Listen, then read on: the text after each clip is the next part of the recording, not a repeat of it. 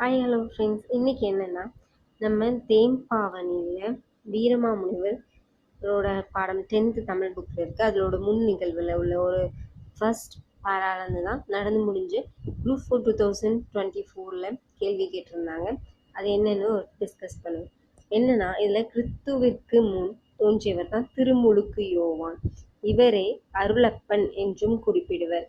இவரை கிறித்துவின் வருகையை அறிவித்த முன்னோடி அப்படின்னும் வீரமாமுனிவர் தன் காப்பியத்துல இவருக்கு கருணையன் அப்படிங்கிற பேரையும் சொல்லியிருக்காரு. அப்போ தேம்பாவணியோட ஹீரோ யார் அல்லது கதாநாயகன் அது யாருன்னு கேட்டீங்கன்னா கருணையன். இவரை வச்சுதான் இந்த தேம்பாவணியை வீரமாமுனிவர் எழுதியிருப்பாரு. இந்த பாட்டுல அவரை திருமுழுக்கு யோவான்னும் குறிப்பிட்டிருப்பாரு, அவரை அருளப்பன்னும் குறிப்பிட்டிருப்பாரு. ஆனா நம்மளுக்கு ஆப்ஷன்ல யோவான் இருந்ததை எல்லாருமே போட்டிருப்போம். ஆனா கரெக்டான ஆன்சர் அருளப்பன். தேங்க்யூ.